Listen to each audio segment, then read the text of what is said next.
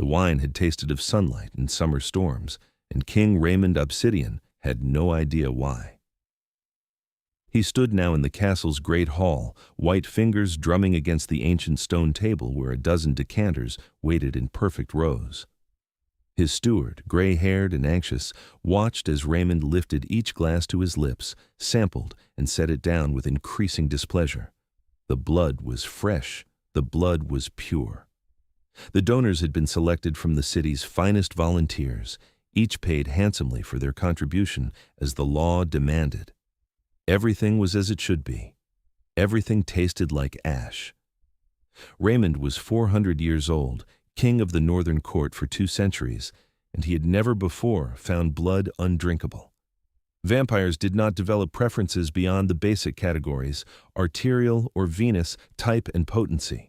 They certainly did not become obsessed with a single cup of wine served 3 nights ago at a minor dinner with his council, a cup he had emptied without thinking and spent every hour since trying to identify.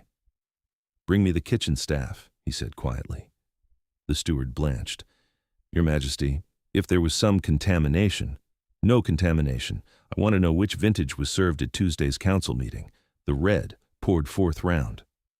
Relief flooded the steward's face. A wine inquiry was manageable. He bowed and retreated, and Raimond turned to the window where dawn was still 2 hours away. The city spread below the castle like a carpet of lights, humans and vampires living in their careful treaty arrangement. The castle itself was a remnant of older times, built when vampires still needed to hide, now maintained as the seat of government. Beneath its foundations ran the true court, halls of marble and silver where sunlight never reached. He should go below. He had trade agreements to review, a dispute between 2 ancient houses to settle, a summit with the Eastern Court in a fortnight that required preparation. Instead, he stood at the window and remembered the taste of that wine, bright and vital and impossibly warm, like drinking starlight. The kitchen staff arrived 20 minutes later, a nervous cluster of 5. 3 vampires who handled the blood preparation, and 2 humans who managed the food service for the castle's mortal employees and guests. They lined up before him with varying degrees of composure. Raimond recognized the head of kitchen, a vampire woman named Celestine, who had served his father. "The council meeting, 3 nights ago," Raimond said without preamble. "4th round of service, red wine. I need to know everything about it." Celestine's white brows drew together. "The Montrachet Reserve, Your Majesty, from the Western Cellar, vintage 1823.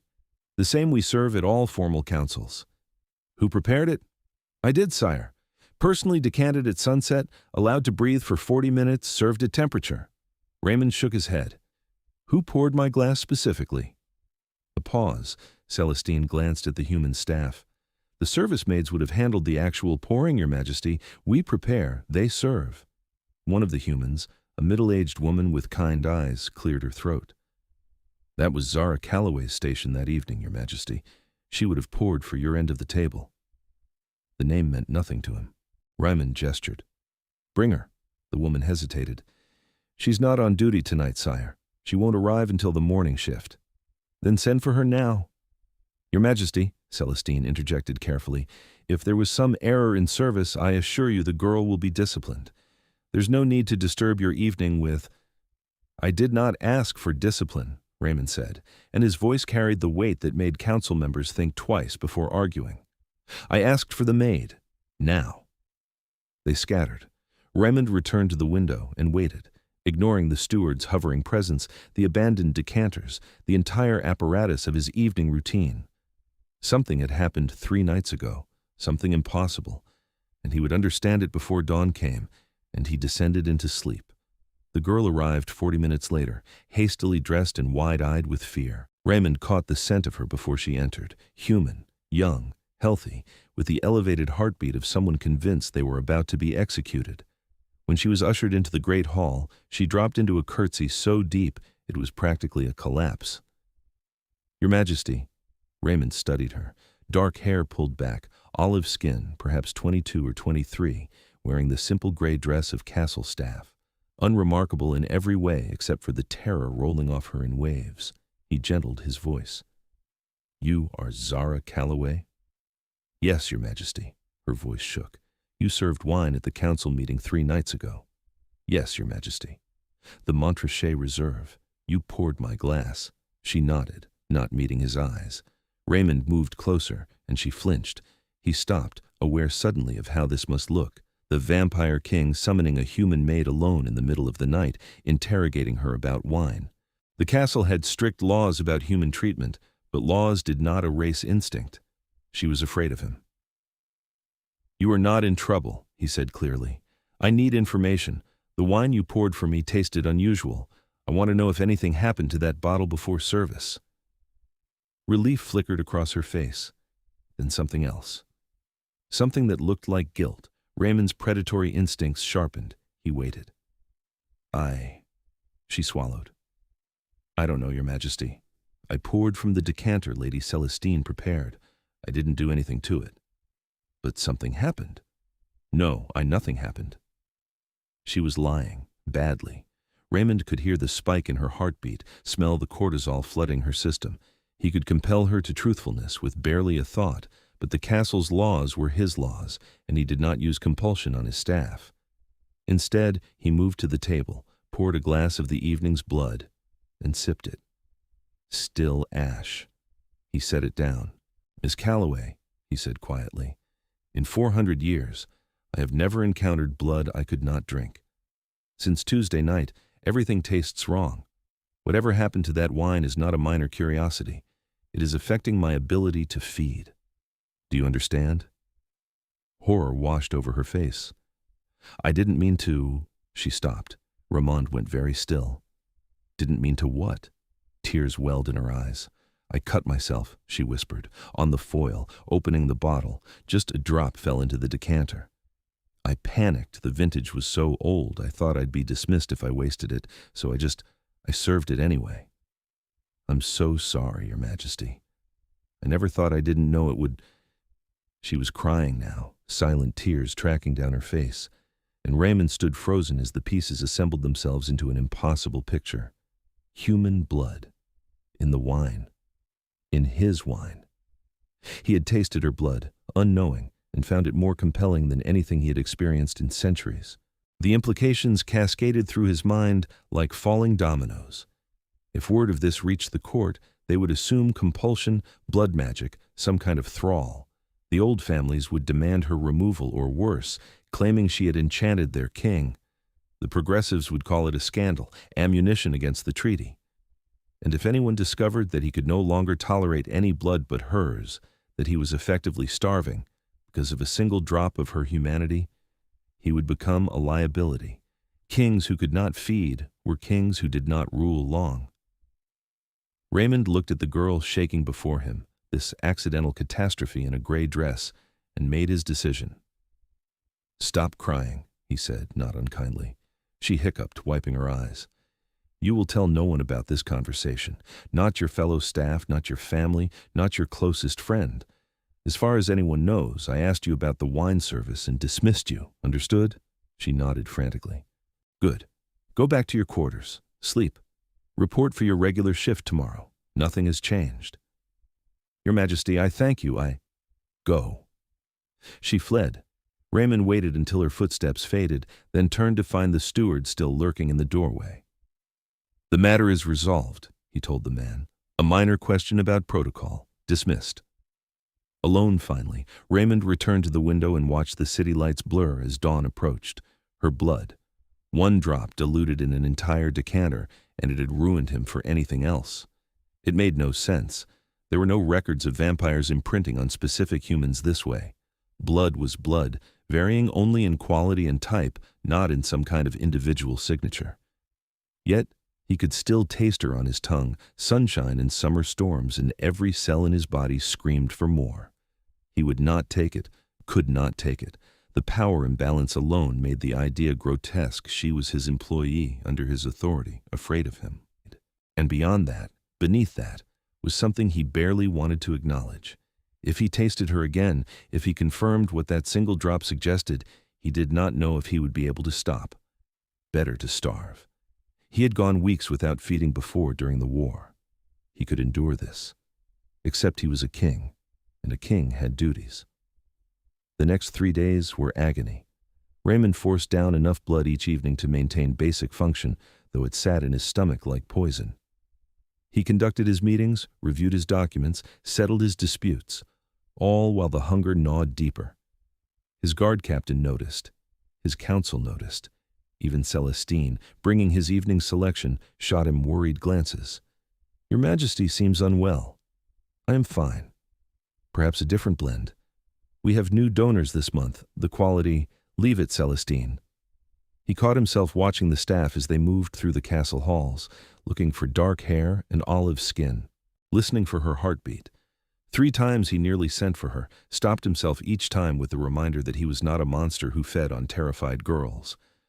On the 4th night, he found her by accident in the servants' wing, carrying linens to the guest quarters. She saw him, froze like a deer, and he watched the blood drain from her face. He should walk past, should ignore her. Instead, he heard himself speak. "Miss Calloway, a moment." She set down the linens with shaking hands. "Your Majesty? You have told no one?" "No, Your Majesty, I swear." "Good." He studied her in the lamplight. She looked tired. There were shadows under her eyes. "Are you afraid of me?" The question surprised them both. She bit her lip. "You're the vampire king." "That is not an answer." "Then yes," she whispered. "A little. But you didn't hurt me, even when you could have. Even when I contaminated your wine. So maybe less afraid than I should be." Something in Raymond's chest, long dormant, turned over. "You should not be afraid at all. You made a mistake. Mistakes are not capital offenses. Mistakes that affect the king's ability to feed might be." So she had understood the full scope of what she had done. Raimond almost smiled. "I am managing." "You look terrible," she blurted, then clapped a hand over her mouth. "I'm sorry, I didn't mean—" "I do," he agreed, and this time did smile, just a fraction. "But that is not your fault. The blame lies with my own inexplicable biology." "Is there anything—" She stopped, started again. "Can I help?" The innocence of the offer nearly broke him. Raymond shook his head. "No, Miss Calloway, but I appreciate the thought. Carry on." He walked away before she could see the hunger in his eyes, before his control could slip, and spent the rest of the night in his private chambers, wondering how long he could sustain this impossible restraint. The court learned about it 6 days later, not through any fault of Zara's, but through the simple mathematics of observation. Raymond was eating less, moving more slowly, showing signs of blood deprivation that no amount of royal composure could hide. His council convened without him, an act that would have been treason under a healthier king, and investigated. They discovered the Maid, they discovered the cut, and they leaped to every wrong conclusion. Raymond was in the throne room reviewing petitions when his council swept in unannounced, Celestine with them, all wearing expressions of grim determination. He set down his papers slowly. "This should be interesting." Lord Theron, eldest of the council, spoke. "Your Majesty, we have uncovered a conspiracy against your person." "Have you?" "A human in your employ has been using blood magic to compel your appetites. The maid, Zara Calloway. She introduced her blood into your wine through deliberate action, creating an artificial bond. You have been feeding poorly because of her interference." Raymond's voice dropped to freezing. "I see. And you have investigated this thoroughly?" "We questioned the girl, Your Majesty. She confessed to bleeding into your wine." "Where is she now?" "In holding, pending your judgment. We did not presume to punish her without your consent, but the law is clear on blood magic used against the crown. Release her." Silence. Lord Theron blinked. "Your Majesty?" "Release her immediately, return her to her quarters, and ensure she's unharmed. Then return here, and I will explain to you all exactly how this situation occurred." They hesitated. Raymond stood, and 400 years of accumulated power filled the room like a physical force. "Do you require me to repeat myself?" They scattered. Raymond remained standing until they returned 15 minutes later, subdued, and he gestured them to seats. When they were settled, he spoke with perfect calm. "There was no magic. There was no conspiracy. A nervous girl cut her finger and made a foolish choice to hide her mistake. I tasted the wine, found it unusually compelling for reasons I do not understand, and have been attempting to manage the situation privately. That is the full extent of events." But your majesty, Celestine ventured, if her blood is affecting you so strongly, then that is a medical curiosity, not a crime. Miss Calloway did not intend to create any bond. She is not a witch or a conspirator. She is a castle maid who is terrified of losing her employment. Lord Theron leaned forward. Nevertheless, sire, the bond exists. You cannot feed. This threatens the stability of the realm. The girl must be removed from the castle at minimum to break the no. Your Majesty, I have made my ruling. Miss Calloway remains. You will not question her, threaten her, or discuss her with anyone. She is under my protection. The words hung in the air, in the EBE. Under my protection. A phrase with weight in vampire society. A claim. Raymond saw understanding dawn on their faces, saw shock and speculation and careful neutrality. As you command, Your Majesty, Lord Theron said finally. But you must feed. If her blood is the only, that is my concern, not yours. This meeting is concluded. They left in uneasy silence. Raymond returned to his window and closed his eyes against the headache that was now constant. He had just declared the girl untouchable, had essentially announced a personal interest, and the gossip would spread through the castle like wildfire. By tomorrow, every vampire in the city would know that King Raimond Obsidian had imprinted on a human maid. And he still would not feed from her, not unless she offered freely, without fear, without the coercion of his position or her gratitude for his protection, which meant he would starve, slowly, unless his body adjusted back to normal blood. It was a reasonable plan. It would have worked, perhaps, given time, but the court moved faster than he anticipated. Zara spent a terrifying hour in the castle's holding cell, not a dungeon, nothing medieval, just a locked room with a guard before being released with terse apologies. They escorted her back to the servants' quarters, where her roommate, another maid named Petra, descended immediately. What happened? We heard you were arrested. Not arrested, Zara said, sitting heavily on her bed. Questioned. About the king. About what did you do? Nothing. Everything. I don't know. She pressed her hands to her face. Petra, I ruined everything. The whole story came out. The cut, the wine, the king's inquiry, his protection, the council's accusations.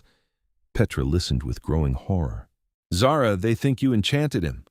I know, but I didn't. I swear I didn't. It was an accident. The king knows it was an accident. He told the council. Then why is he protecting you? Zara shook her head helplessly. I don't know. Kindness? Fairness? He's not what I expected. He's a vampire. He's a person who's starving because of me. Petra grabbed her shoulders. Listen to me. You need to be careful. The king might be honorable, but the court is not. If they think you're a threat to him or some kind of fascination, they will find a way to remove you. Protection only goes so far. She was right, Zara realized. The king could declare her safe, but accidents happened. Servants disappeared. The castle was old and full of shadows. 2 nights later, Zara was leaving the kitchens after her shift when 3 figures materialized from a side corridor. Vampires, all of them, dressed in the dark formal wear of the court. She did not recognize their faces, but she recognized the predatory stillness. Zara Calloway, the center one said. Not a question. She considered running, considered screaming. Did neither, because what would be the point? Yes, you are to leave the castle immediately. There is a carriage waiting at the north gate, transportation to whatever city you choose, and a sum of money sufficient to begin a new life. You will not return. You will not speak of your time here. This is for your safety and the king's. Zara's heart hammered. The king ordered this? The king does not know, and he will not know because you will be gone before he rises tomorrow evening. Take the offer, girl. It is more generous than you deserve. I don't want money, Zara said, surprising herself with the steadiness of her voice. I didn't do anything wrong. You are a distraction the king cannot afford. Whether you intended harm or not is irrelevant. Leave quietly, or we will make you leave. The threat was explicit. Zara looked at the 3 of them, ancient and powerful, and then passed them down the corridor toward the great hall where the king held his evening councils. She could try to reach him, could call for help, but they would stop her long before she got close, and even if she did reach him, what then? He would protect her again, weaken himself further, create more rifts in his own court, because of her, because of a stupid cut and a moment of panic. How long do I have? She asked quietly. 1 hour. Pack your belongings. Be at the north gate. They vanished as silently as they had appeared. Zara stood alone in the corridor, shaking, and made her decision. She did not go to her quarters, did not pack. Instead, she walked through the castle's winding halls to the great hall, where lamplight spilled from the doorway and voices murmured in council. She did not have clearance to interrupt, did not have permission to be in this wing after hours, did not care. The guards at the door moved to stop her. The council is in session. I need to see the king, please, it's urgent. You need an appointment, let her in. Raymond's voice from inside. The guards exchanged glances, then stepped aside. Zara entered to find the council seated around their table, papers spread before them, and the king at its head. He looked worse than he had days ago, gaunt, pale even by vampire standards. His white hair seemed almost translucent in the lamplight. Miss Calloway, he said evenly, this is unexpected. Your Majesty, I need to speak with you, privately. Murmurs from the council. Lord Theron started to object, but Raymond raised a hand. Leave us. Sire, leave us. They filed out, throwing suspicious glances at Zara. When the doors closed, Raymond stood slowly. What has happened? Your court wants me gone, she said without preamble. 3 vampires stopped me after my shift. They offered me money, transportation, told me to disappear, said it was for your safety and mine. Raymond's expression went very still. Who were they? I don't know. I didn't recognize them. But they were serious, Your Majesty. If I don't leave tonight, they'll make me leave. They will not touch you. They will if you're not there to stop them. Zara heard her voice rising and forced it down. You can't watch me every moment. You can't protect me forever, not when your own court sees me as a threat, and you're dying. I am not. You are. You can barely stand. How long has it been since you really fed? Miss Calloway. Zara. My name is Zara, and I know you won't ask, so I'm offering. She stepped closer. Feed from me. Really. I mean, not an accident, not a drop in wine. Properly. Break whatever this is, fix yourself, and then I'll leave if that's what needs to happen. But I won't let you starve because I made a mistake. Raymond shook his head. You do not understand what you are offering. Then explain it to me. You are human. I am vampire. The power between us is not equal. Anything you offer me now is tainted by fear, by gratitude, by the dozen ways I could destroy your life with a word. I will not feed from you under these conditions. Even if refusing means you die? Even then, Zara stared at him, this ancient powerful creature, stubborn and starving, and somehow still putting her autonomy above his own survival. Something in her chest cracked open. What if it's not fear? She asked quietly. What if I want to help you because you protected me when you didn't have to? Because you've been kind when you could have been cruel? Is that still tainted? Zara, you keep saying no for me, but you never asked what I want. Or maybe I want to fix this. Maybe I want you to live. Did you consider that? He had no answer. Zara crossed the space between them, close enough now to see the exhaustion carved into his features, the faint tremor in his hands, close enough to smell the cold scent of him, stone and winter air. I'm choosing this, she said, freely. No compulsion, no coercion, just me, deciding that I don't want you to die because of my blood in your wine. Please. Raymond looked at her for a long moment. Then, moving carefully as if she might bolt, he reached out and took her hand. His fingers were ice cold. He turned her wrist over, revealing the pulse point, and his eyes darkened to pure black. If I start and cannot stop, you will. I trust you. You should not. Too late. He smiled then, just a fraction, sad and wry. Then he lowered his head to her wrist and bit. The pain was sharp and immediate, but it faded quickly into something else, something warm. Zara felt the pull of him drinking, felt her blood leaving her body, and instead of terror, she felt right, as if some missing piece had clicked into place. Raymond made a sound against her skin, something between a gasp and a moan, and his other hand came up to cradle her arm with devastating gentleness. She had expected feeding to be brutal, animal. This was intimate, reverent. He drank from her as if she were something precious, something sacred, and Zara felt heat bloom in her face that had nothing to do with blood loss. When he finally pulled away, his eyes were wild and his lips stained red. He released her immediately, stepping back, and she swayed. He caught her, guided her to a chair. "I took too much. I'm fine." Her voice was dreamlike. "Are you?" He stared at her. Color was returning to his face, the gauntness receding. He looked alive again, vibrant, and something in his expression was raw and unguarded. "That should not have worked," he said hoarsely.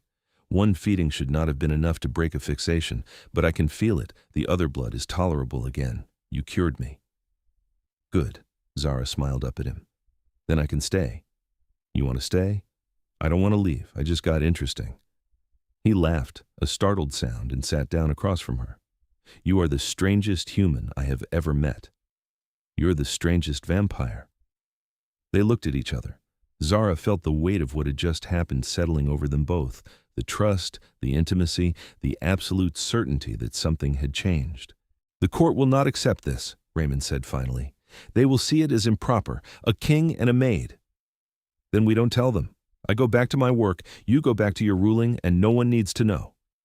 Except I will want to feed from you again." The words hung between them. Zara felt her pulse jump. "And I'll let you, if you want."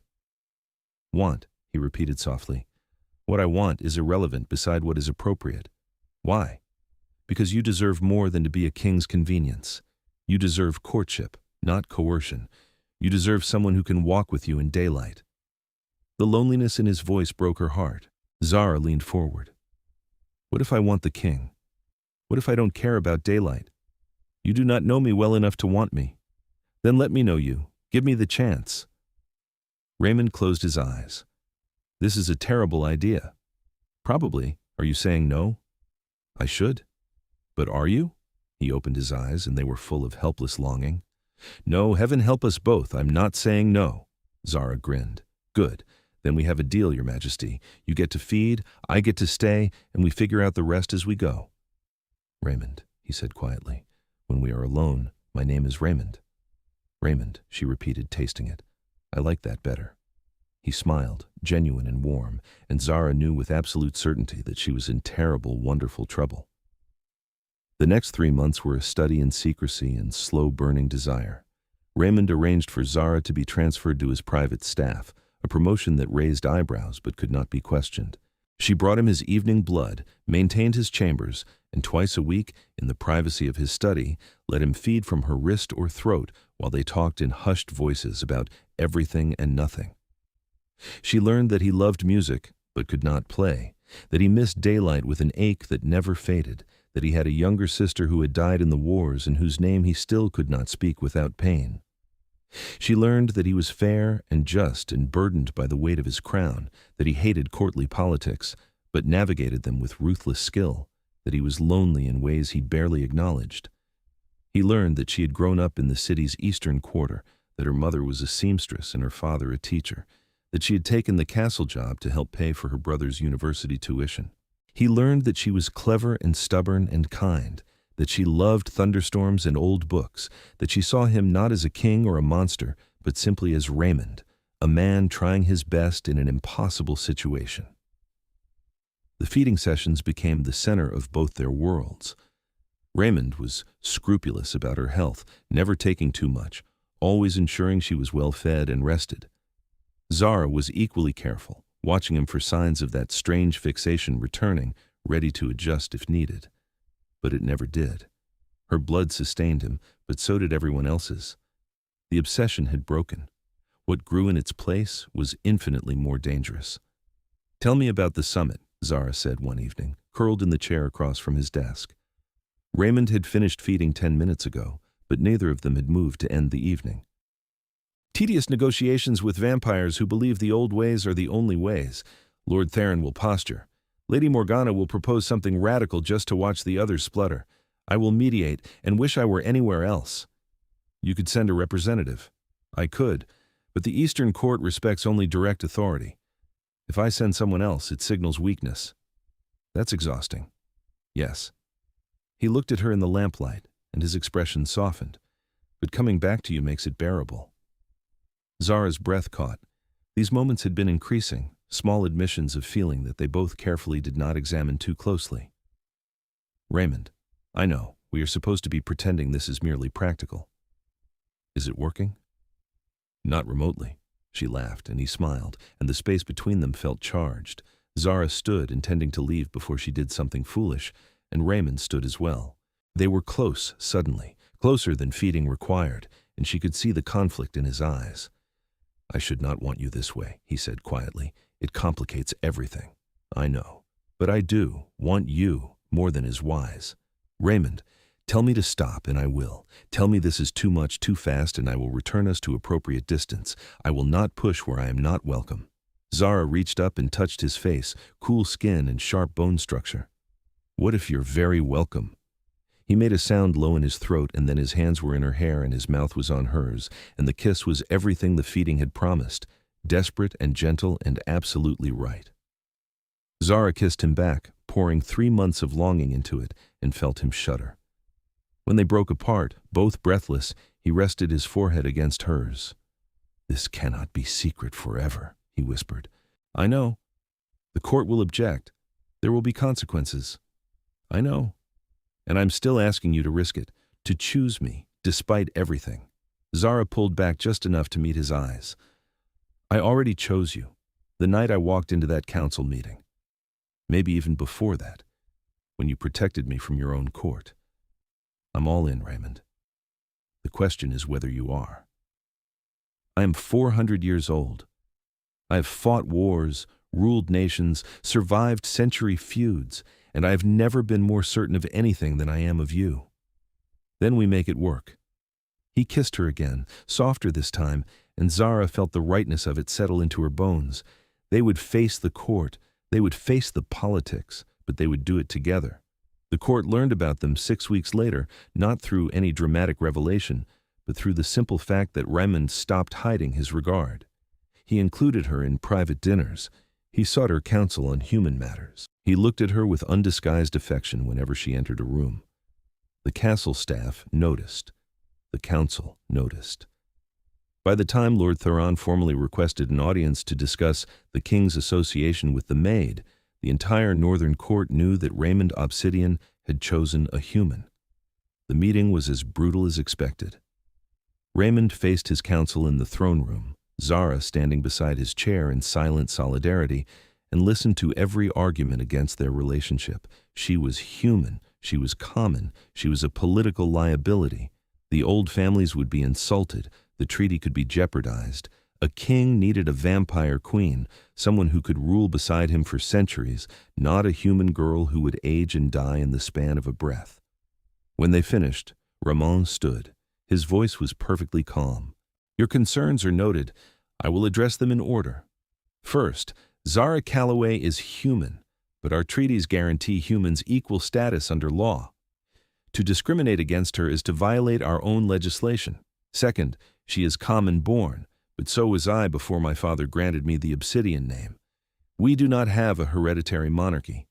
Third, her political status is irrelevant because I am making her my acknowledged consort, which grants her the full protection and rank of my position." Shock rippled through the council. Lady Morgana spoke carefully. "Your Majesty, a consort implies permanence. Humans are not permanent. Which brings me to my final point." Raimond looked at Zara. "I am offering the turning if she will accept it, not immediately, not until she has lived fully as a human and made the choice with complete understanding of its weight, but I am offering the chance at forever."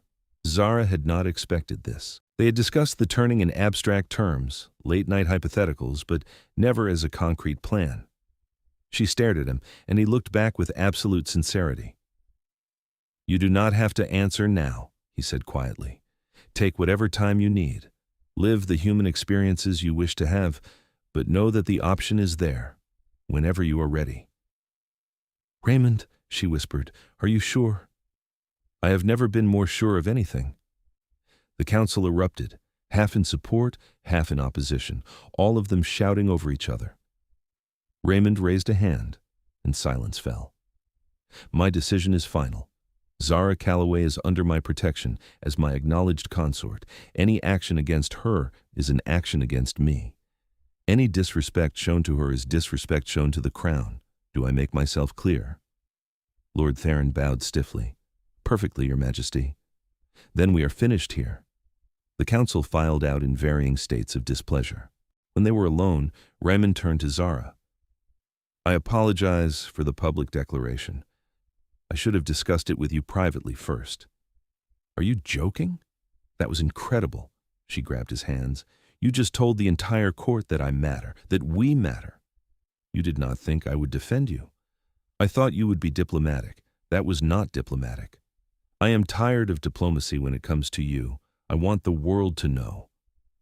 Zara kissed him then, in the throne room, in full view of any servants who might be watching, and felt his arms come around her like a fortress. "I need time," she said when they parted, "to think about the turning, to be sure. Take all the time you need. I have centuries. But you're offering them to me." "Yes? Why?" "Because I love you," Raimond said simply. "Because I want to watch you experience everything this world has to offer. Because I want you beside me for as long as you will stay. And because you make me believe that forever might not be lonely anymore." Zara felt tears prick her eyes. "I love you too. I've been too scared to say it, but I do. I love you, Raimond." He kissed her forehead. "Then we will figure out the rest together."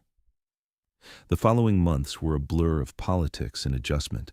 Raimond formally introduced Zara to the court, hosted dinners where she sat at his right hand, involved her in decisions that affected both vampire and human populations.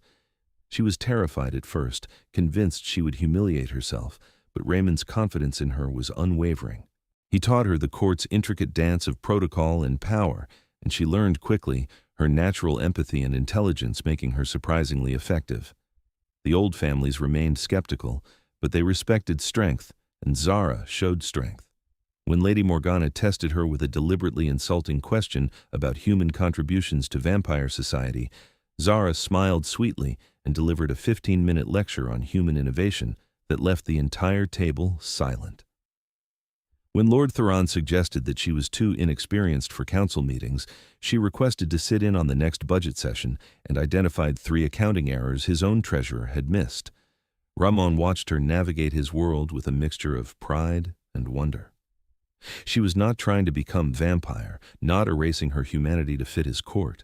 She was simply herself, brilliant and stubborn and kind, and that was enough. 6 months after the throne room declaration, Zara came to his study with a resolved expression. Raimond looked up from his paperwork. "You have decided." "I have," she sat across from him. "I want the turning." His hand stilled. "Are you certain?" "Completely. I have thought about everything. The pain, the loss of daylight, the change in diet, the years stretching ahead. I've talked to other vampires about their experiences. I've spent time with my family, said what needed saying, and at the end of all that, I still want forever with you." "Zara, I'm not doing this because you're a king or because I feel obligated. I'm doing it because I love you and because I want to stand beside you for centuries, not decades. I want to build something with you that lasts." Raimond came around the desk and knelt before her chair, taking her hands. "Once it is done, it cannot be undone. You will be vampire. You will lose the sun. I know, but I'll gain the stars. And you. That's more than enough." He pressed his forehead to her hands. "I will make you happy. I swear it. You already do." They chose the winter solstice for the turning, a symbolic death and rebirth. Raimond prepared everything. A private chamber deep in the castle's heart, medical staff standing by, blood donations stockpiled for her first feeding. The process would take 3 days, he explained. 3 days of pain as the venom rewrote her biology, and then she would wake transformed. Zara said goodbye to her family the week before. Her mother cried. Her father held her close and told her to be happy. Her brother, pragmatic and young, asked if she would have superpowers. She laughed and ruffled his hair and promised to visit. The night of the turning, Raimond led her to the prepared chamber. It was beautiful. Silk hangings, soft lighting, a bed made with blankets that would be irrelevant once her body temperature dropped. He had thought of everything. Last chance, he said quietly.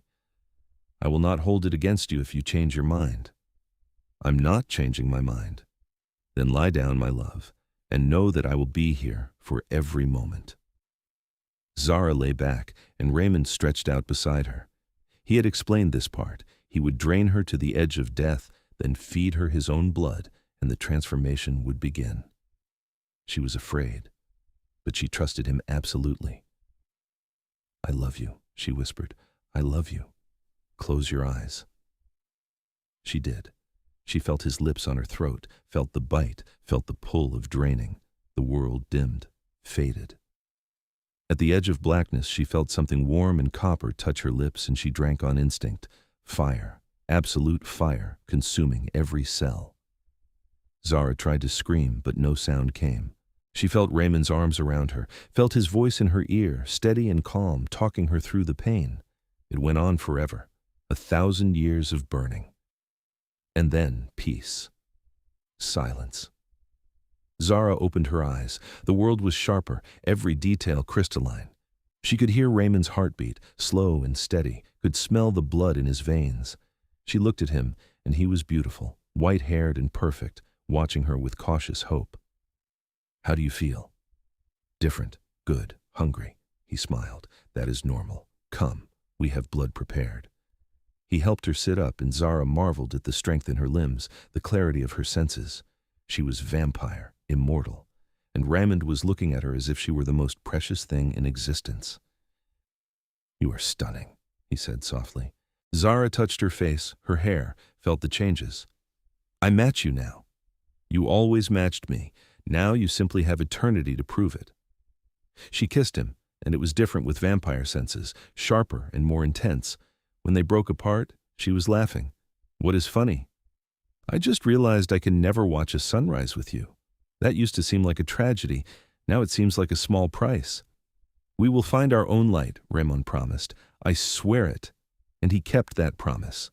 Over the decades that followed, Raimond and Zara built a life together that balanced duty and joy, politics and privacy.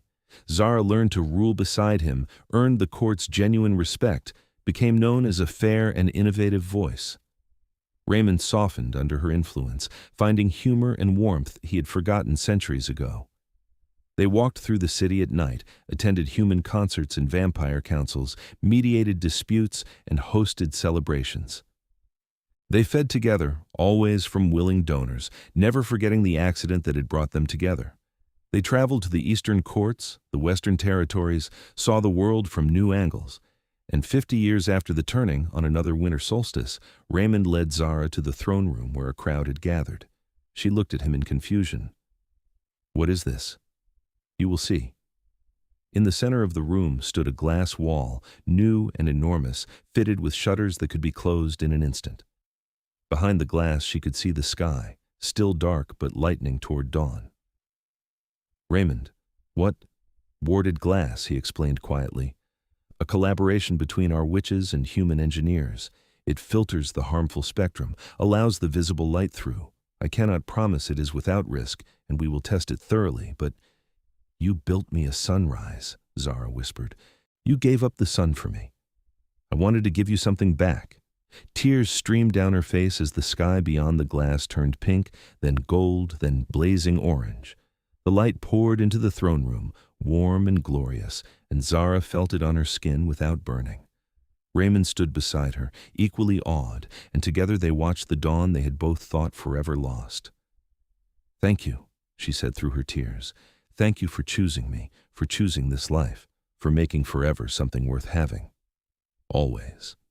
They stood hand in hand as the sun rose, king and consort, vampire and vampire, two people who had found each other through impossible accident and chosen each other through deliberate love.